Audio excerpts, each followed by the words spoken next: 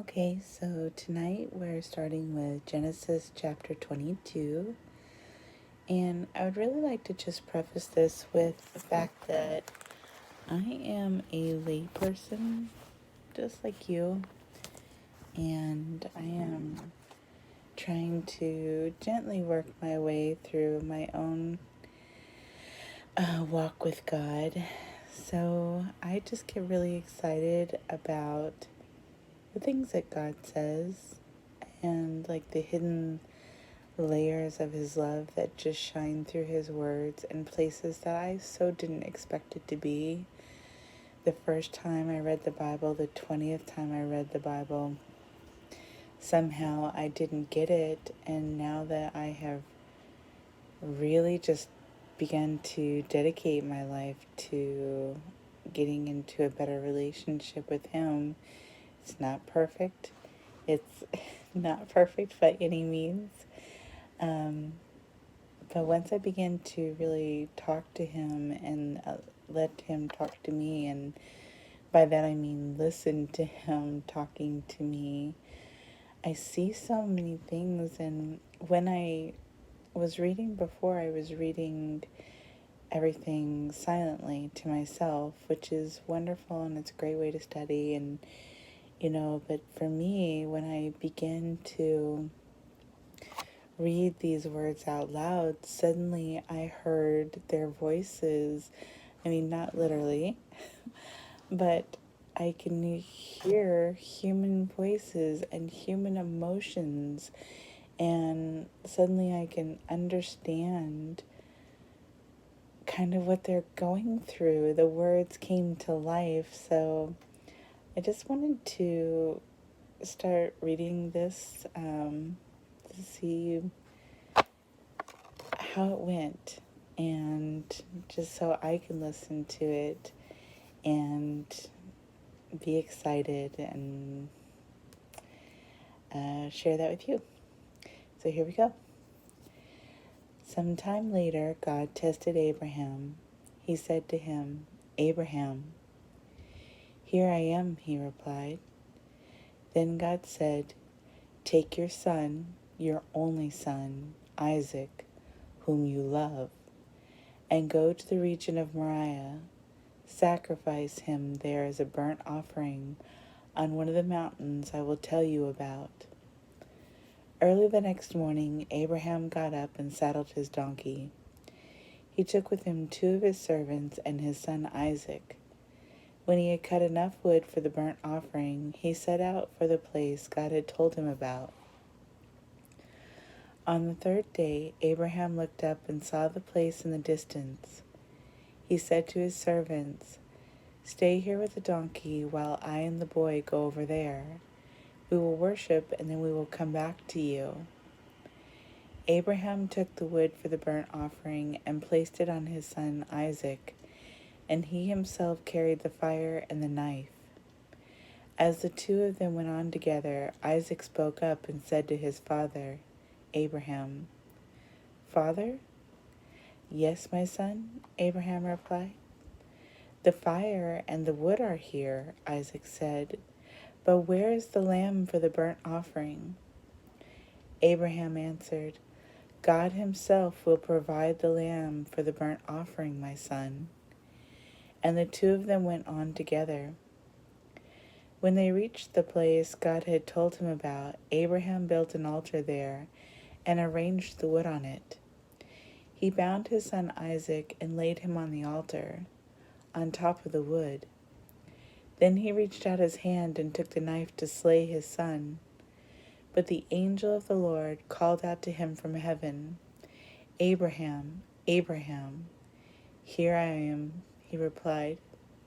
"Do not lay a hand on the boy," he said. "Do not do anything to him. Now I know that you fear God because you have not withheld from me your son, your only son." Abraham looked up, and there in a thicket he saw a ram caught by its horns. He went over and took the ram and sacrificed it as a burnt offering instead of his son. So Abraham called that place, "The Lord will provide." And to this day it is said, On the mountain of the Lord it will be provided. The angel of the Lord called to Abraham from heaven a second time and said, I swear by myself, declares the Lord, that because you have done this and have not withheld your only son, I will surely bless you and make your descendants as numerous as the stars in the sky and as the sand on the seashore. Your descendants will take possession of the cities of their enemies, and through your offspring all nations on earth will be blessed, because you have obeyed me. Then Abraham returned to his servants. They set off together for Beersheba, and Abraham stayed in Beersheba. Some time later, Abraham was told, Milcah is also a mother. She has borne sons to your brother Nahor.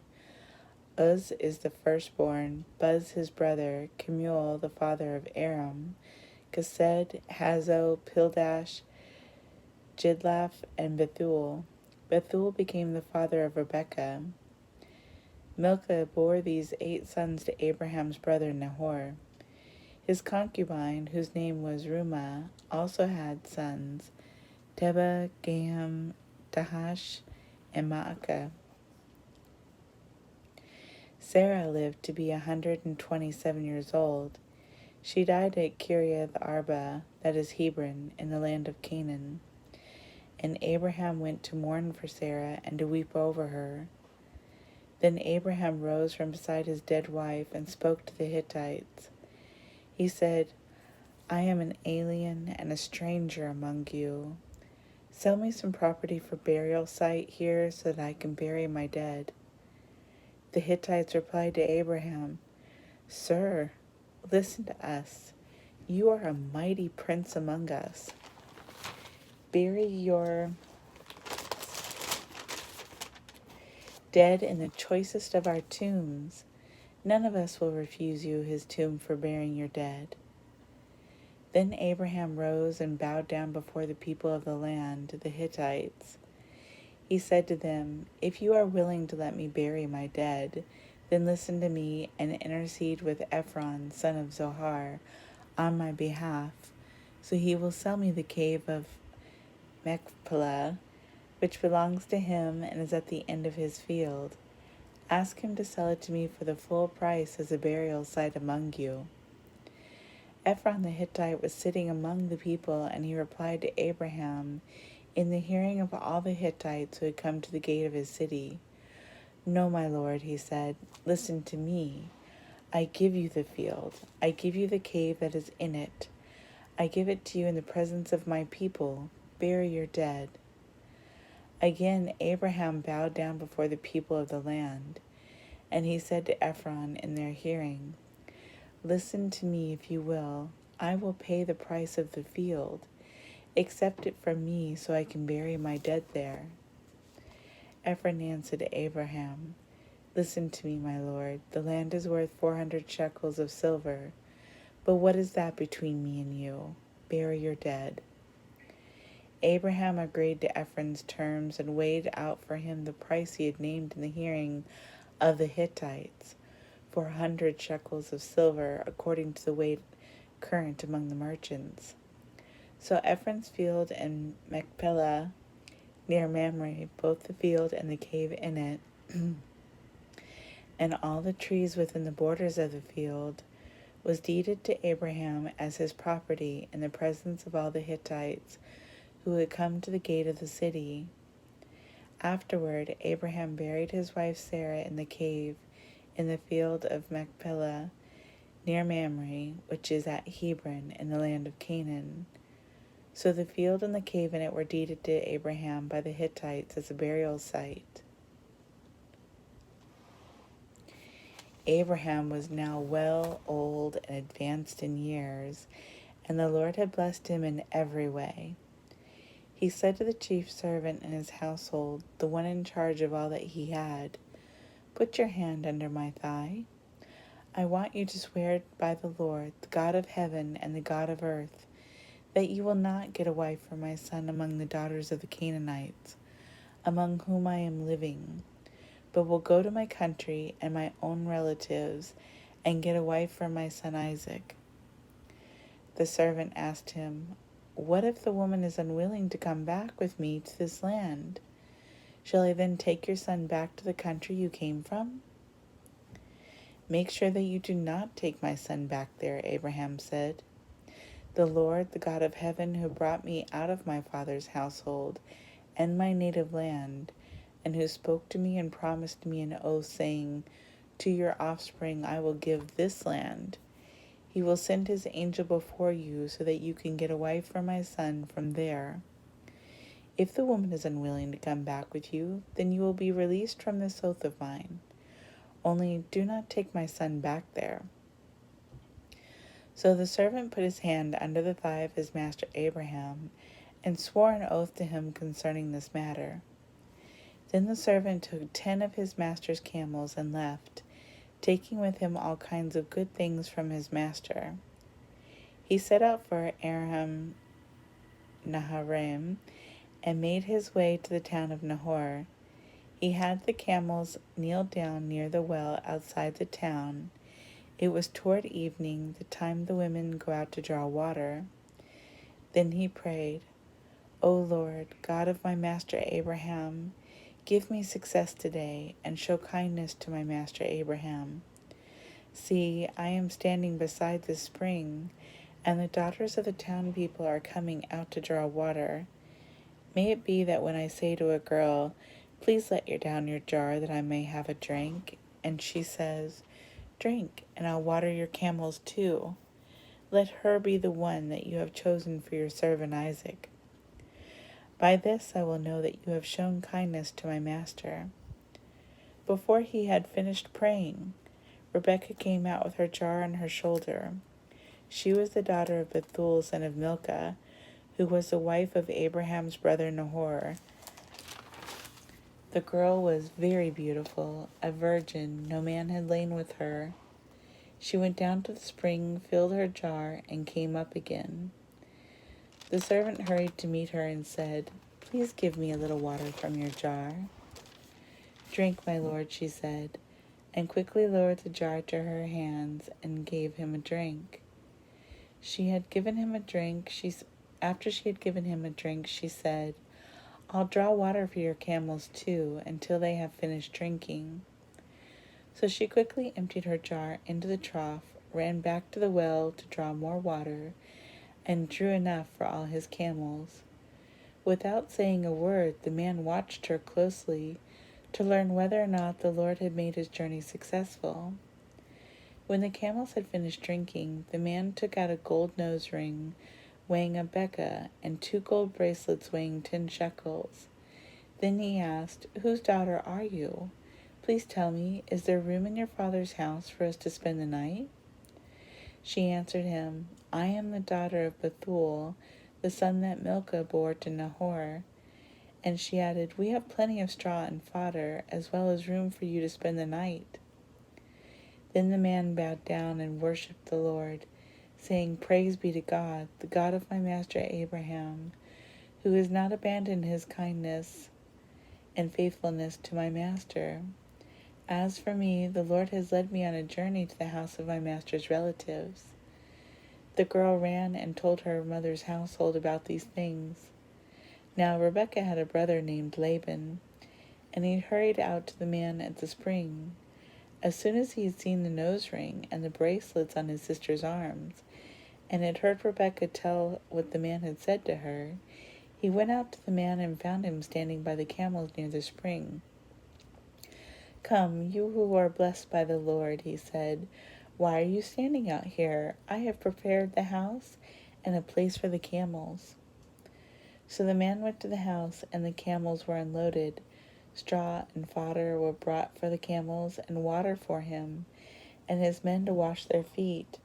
Then food was set before him, but he said, "I will not eat until I have told you what I have to say." "Then tell us," Laban said. So he said, "I am Abraham's servant. The Lord has blessed my master abundantly, and he has become wealthy. He has given him sheep and cattle, silver and gold, men servants and maid servants, and camels and donkeys. My master's wife Sarah has borne him a son in her old age, and he has given him everything he owns.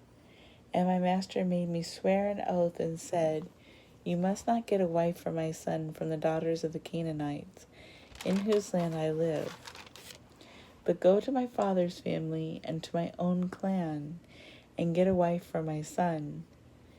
Then I asked my master, What if the woman will not come back with me?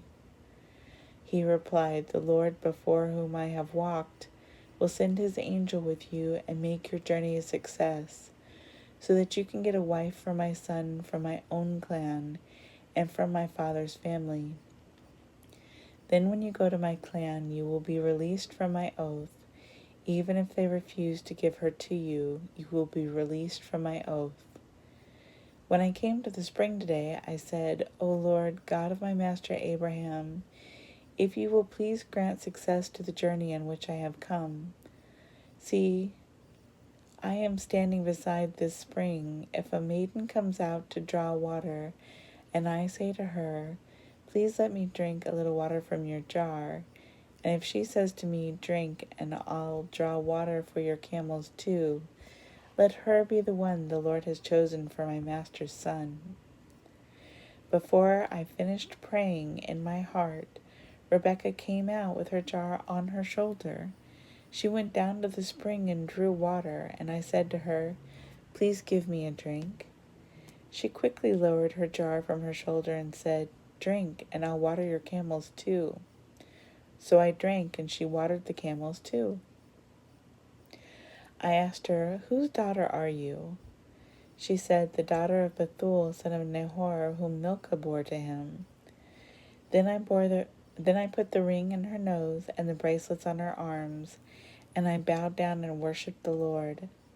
I praised the Lord, the God of my master Abraham, who had led me on the right road to get the granddaughter of my master's brother for his son. Now if you will show kindness and faithfulness to my master, tell me, and if not, tell me, so I may know which way to turn. Laban and Bethuel answered, This is from the Lord. We can say nothing to you one way or the other. Here is Rebekah, take her and go, and let her become the wife of your master's son, as the Lord has directed. When Abraham's servant heard what they said, he bowed down to the ground before the Lord. Then the servant brought out gold and silver, jewelry, and articles of clothing, and gave them to Rebekah. He also gave costly gifts to her brother and to her mother. Then he and the men who were with him ate and drank and spent the night there. When they got up the next morning, he said, Send me on my way to my master. But her brother and her mother replied, Let the girl remain with us 10 days or so, then you may go. But he said to them, Do not detain me. Now that the Lord has granted success to my journey, send me on my way so I may go to my master. Then they said, Let's call the girl and ask her about it. So they called Rebekah and asked her, Will you go with this man? I will go, she said.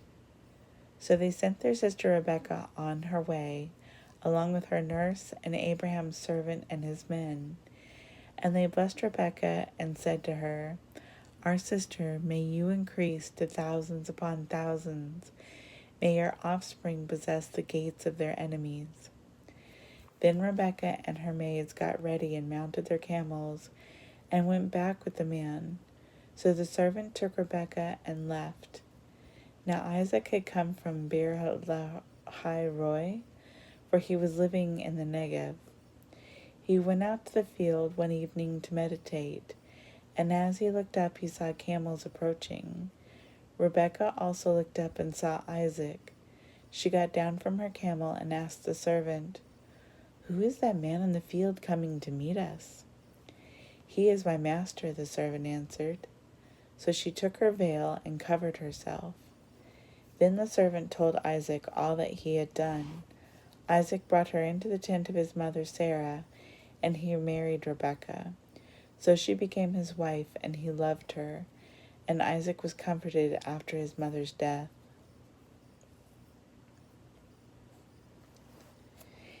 Abraham took another wife, whose name was Keturah.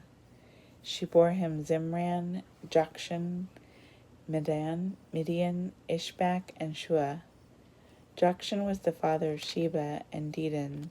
The descendants of Dedan were the Asherites, the Letushites, and the Luamites.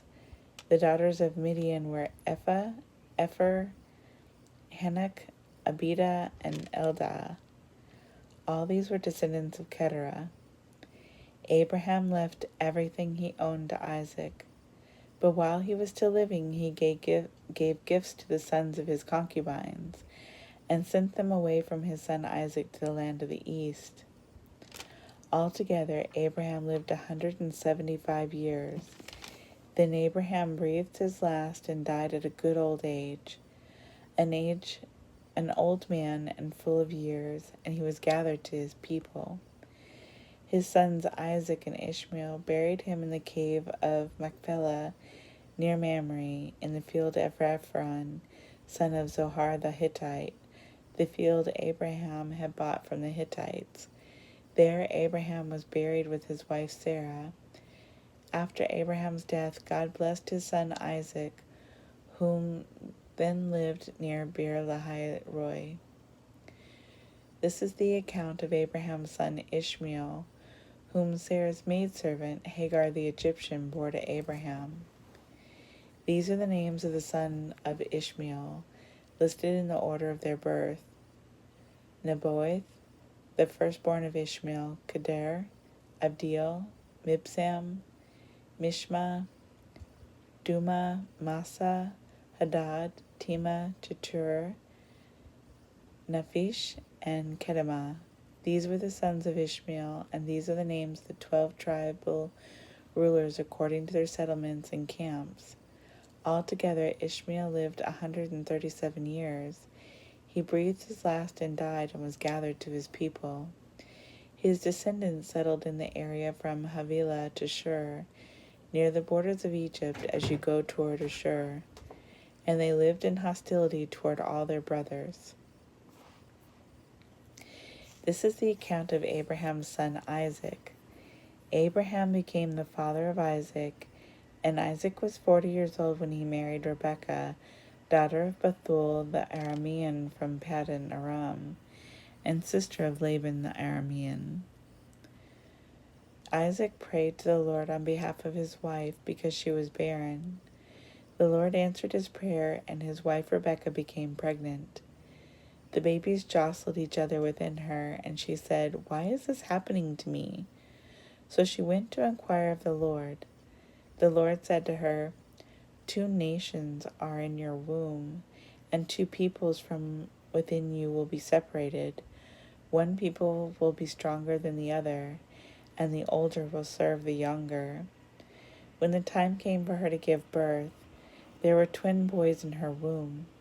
The first to come out was red, and his whole body was like a hairy garment, so they named him Esau.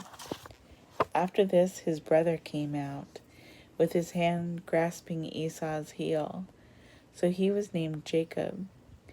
Isaac was 60 years old when Rebekah gave birth to them. So the boys grew up, and Esau became a skillful hunter, a man of the open country, while Jacob was a quiet man, staying among the tents. Isaac, who had a taste for wild game, loved Esau, but Rebekah loved Jacob. Once when Jacob was cooking some stew, Esau came in from the open country, famished. He said to Jacob, "Quick, let me have some of that red stew, I'm famished." That is why he was called Edom, which means red. Jacob replied, "First sell me your birthright." "Look, I am about to die," Esau said. "What good is the birthright to me?" But Jacob said, "Swear to me first." So he swore an oath to him, selling his birthright to Jacob. Then Jacob gave Esau some bread and some lentil stew. He ate and drank and then got up and left. So Esau despised his birthright. I apologize about the names. I am not great at the names, and I confess that I have not looked up the correct pronunciation of them, so please forgive me. But I worked my way through it, working my way through the whole thing. So I just wanted to go back and touch on some of this. I find it really amazing, the shades of God, like I said, when he asked Abraham to sacrifice his son, he made it very, very plain that it was an only son, and that that son was very loved. And over again, he makes it very plain. And I find it interesting as well that while Abraham was going through this, and he didn't want to tell his son, obviously, up front that he was going to be the lamb, because obviously his son had lived a life very loved and was obedient and had no reason to have any kind of fear because he was a good and obedient son. I mean, he's going along with this and obviously later lets himself be bound and placed on an altar, and stays there waiting for death, I suppose. So obedient till the end, even, though I'm sure he's not wanting to be killed, and but his father decrees it, so he goes along with it because he loves his father and knows whatever he says would be right, at least in his eyes, in this instance, and he was correct. And here you have God stopping him because this wasn't the full story. These are obviously, to me, shades of Jesus and God's only son, whom was very loved and obedient and had grown up listening and obeying his father and his father's will. I find it interesting that Abraham gives an offhand remark saying the Lord will provide. Now I don't know, because it doesn't really say that, you know, no, I am assuming that he didn't know. He made an offhand remark that the Lord will provide the sacrifice, and he does. He provides a ram, but I think it's bigger than that. I think that God listens to all of our remarks, that this was woven into history, and that this particular story was saved for multiple purposes, and the words were saved because God did provide a sacrifice beyond the single ram that showed up, this perfect, beautiful ram. He provided Jesus as the sacrifice, and on that mountain the Lord did provide. So I think that that's just really wonderful, and he knows that Abraham is going to come through this test, and he's telling him, you're going to become very blessed, and you're going to have very many descendants because you have worked through this and come through this test with me.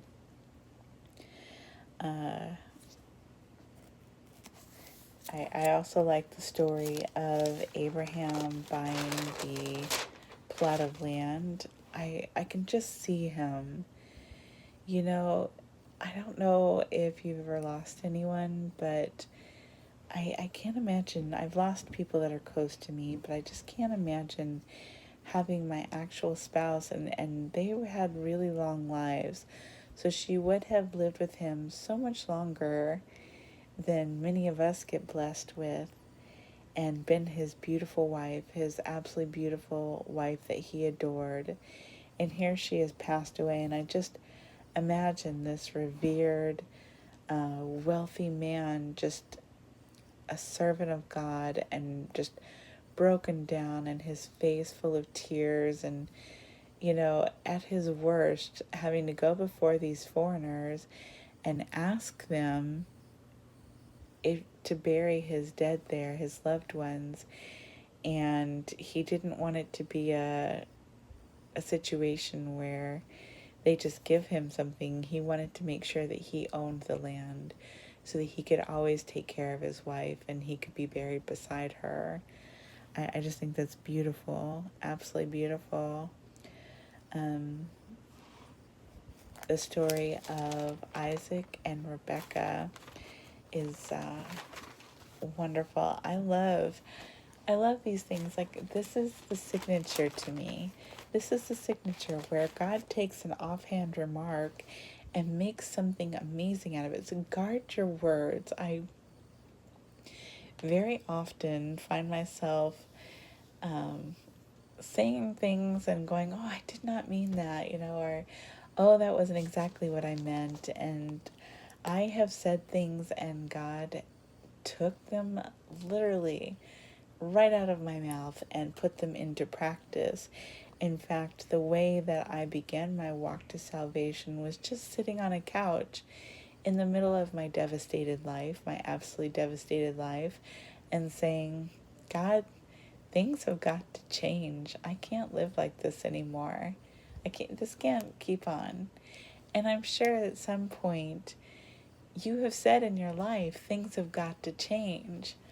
That you don't want to continue your life the way it is, that you want your life to change. And in my circumstances, I ended up changing homes 4 or 5 times after I said that, as well as states and jobs and friends and like everything that was in my life. First, God completely removed everything, and then He added back the things that He wanted to add back.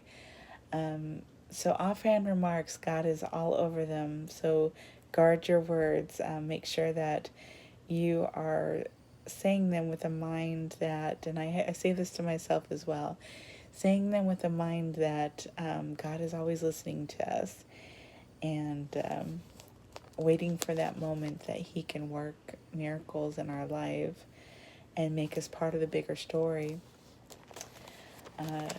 So definitely, and I find that signature there where He took an offhand remark and said, yeah, I will provide. And then again with the servant and Rebecca, he was just waiting. The servant is saying that he is praying in his heart and he's doing a good deed, because I'm sure he probably did not want to travel all this way to find a woman in a land of strangers, and it probably felt a little strange to him to do. Maybe not. Maybe they did this kind of stuff all the time and it wasn't strange, but he's going in, and I'm sure he had very little idea of how to find. He probably went into the city. I'm just, this may not be accurate, but I'm thinking of how I would have approached it. I've traveled all this way. I have a general direction. I'm walking into this huge city full of people, and I'm supposed to not only find the perfect wife for my master's son, who has the key to my entire life in his hands, and whom it sounded like he really, really honored and really cared for his master. So double pressure to find a wife for your, like the perfect wife. And Abraham was not only honored by his servant and respected and probably feared as well and revered, but he was a wealthy prince-like man. I mean, there was a lot of stuff going on for this servant. And so he's walking into the city. He sits down, probably mind blown just a little bit, and says in his heart, so he's not even saying it out loud, he's saying, God, I need your help figuring out which one this is going to be. Please help me. So if she said, I need a sign, haven't we all asked for a sign? If she says this, if I say this, let her say this, and I'll know that that's the one that you picked, because I don't have a clue and I really need your assistance. I really need your help. discerning the right one for your master's, for my master's son. And God is definitely hearing him, even though he's not saying it out loud. He's saying it in his heart, and God reads our hearts and our intent. And so he's already got Rebecca on her way.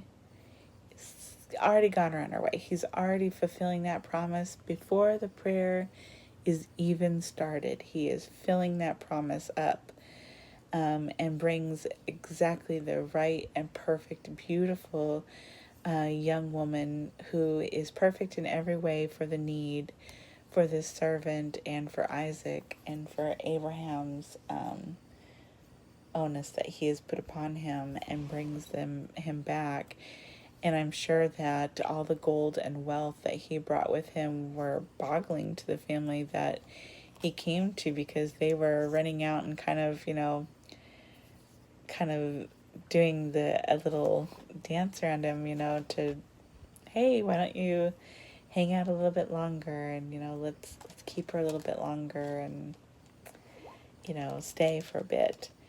So I'm sure that they were trying to impress him as well. I think that's, I love these stories. I love the Bible. I think it's beautiful. I think it shows God's love.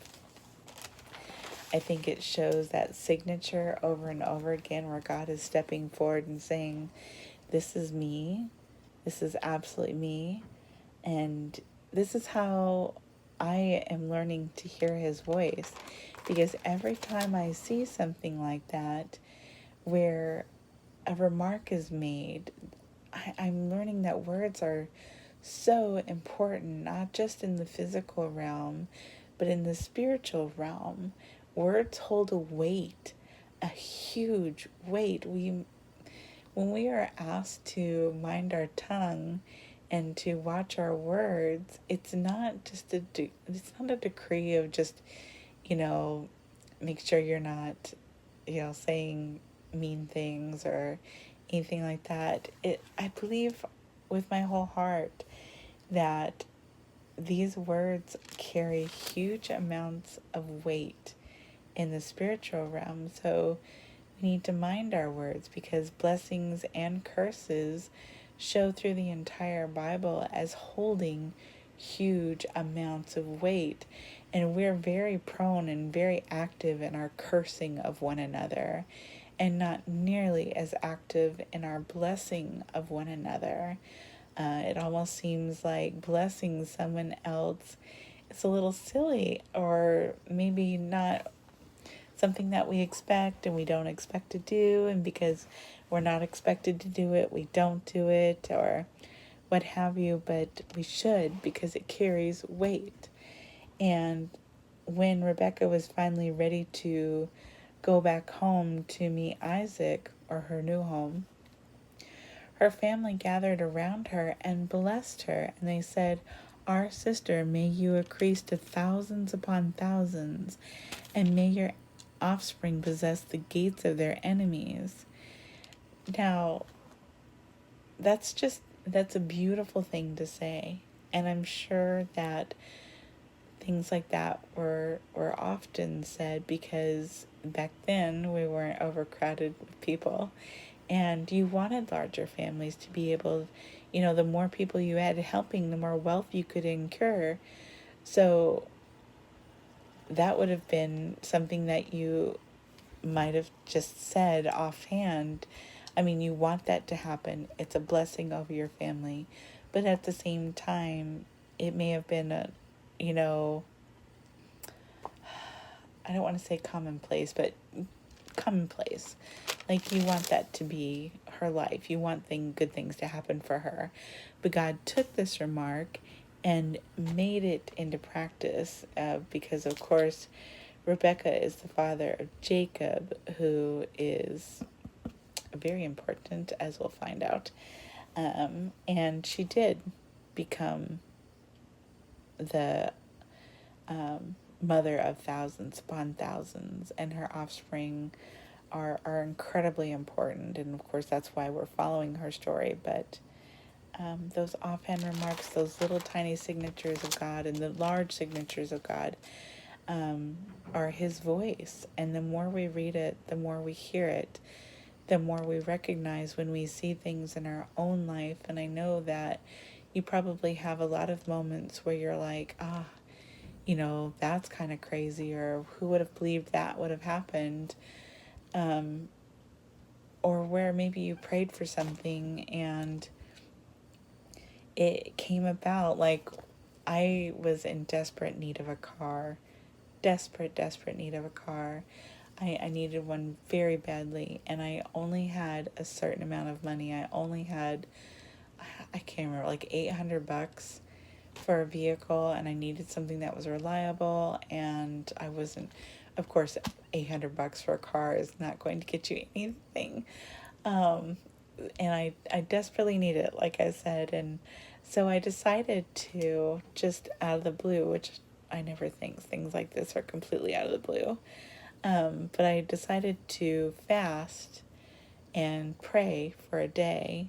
And I was hanging out with my friend, and he was eating and doing his own thing. And when he asks me if I'm going to eat or what have you, I'm like, no, I don't want to. And finally, somewhere during the day, because he was a Christian too, he's like, are you fasting? What's going on here? And I told him I don't really want to talk about it. And then finally, at the end of the day, I told him I was fasting today and praying because I really needed a car. And he looks at me and he goes, oh, well, my dad has a car for sale. Let me give him a call. And he calls his dad, and his dad says, well, what's her price range? And I said, I have $800. And he goes, all right, I'll sell you the car for, enough to pay for the car and to pay for your taxes and whatever I have, so that it equals out to $800. So I had enough for the car, enough for the tags and all the other stuff. He made that happen. Just this random girl that he doesn't know. I had never met his father. And the car was a Dodge Spirit. A Spirit. See, this is the kind of signature that it's almost just a little cheeky sometimes, where I just think God is laughing behind it and saying, see my daughter, see my son. This is when you lean on me, when you trust me, when you try and connect with me, I will show you who I am. I will show you that I have a sense of humor, and I will show you how much I love you. I will show you absolutely how much I love you. I am excited about the story of Jacob and Esau coming up, so I'm not going to go into that too much, but I do want to say that if you're thinking about turning your life over to God, that He is the most amazing Father ever. And I know that can grate on some people, the word Father, because it can be a foreign concept. My own relationship with my father was troubled, and I did not know what love was for an awfully long time. I did not know how to experience love. I did not know how to receive love, and I did not know how to give love. I had no understanding of love outside of that it was a transaction, that somehow you had to give up everything just to receive a smidgen of it. And it was very fleeting and false. So that was my understanding of love. And so God's love, the maker of the universe, my creator, I understood that he could love others. And I understood that he was this all-powerful being, but he seemed incredibly distant to me, because what connection could I have with something like that? And how on earth could he love me? How on earth could he love me? I just, it it wouldn't sink in. It wouldn't sink in. And God chased me. He absolutely chased me and showed me again and again that this is what love is. This is what my love is. And this is what my love is for you. And I absolutely loved you so much that I gave my only son, my only beautiful boy, whom I loved, as a sacrifice to atone for everything that you will ever do. And I know everything that you will ever do because I created you with the knowledge of everything that you will ever do, and that my son was willing to atone for it. He was willing to do that because you are loved.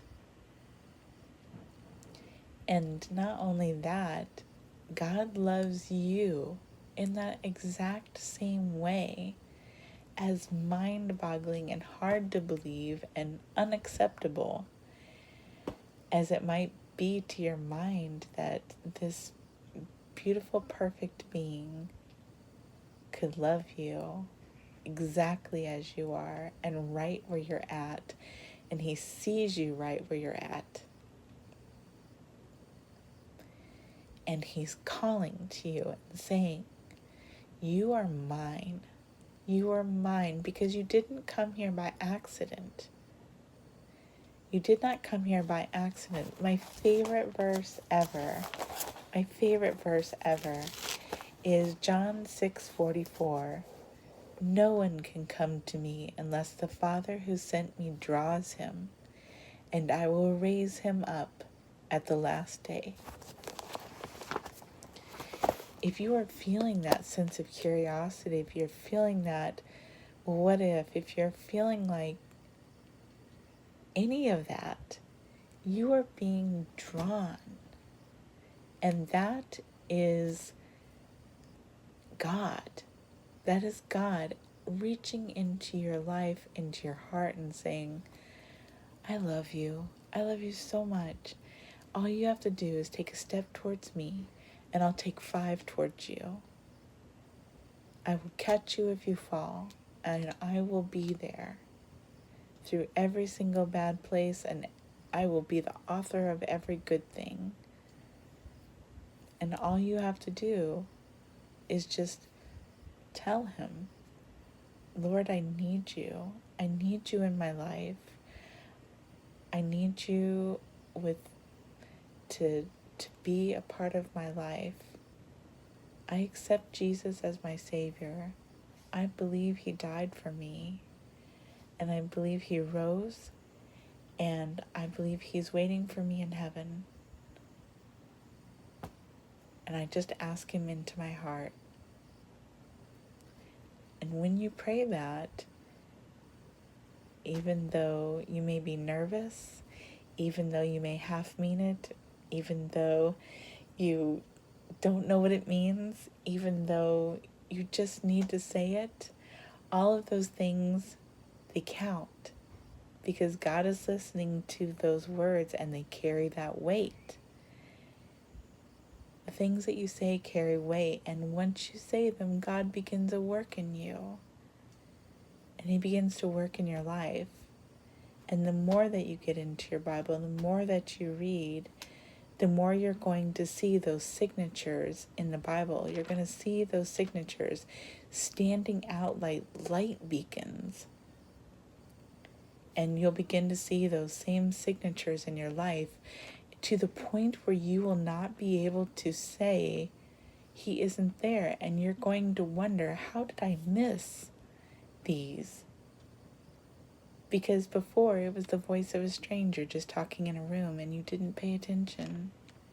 And now it's the voice of a friend and you're going to hear every word. I hope your day is blessed. I hope you have a wonderful day. You are very loved, and I bid you adieu. Good night.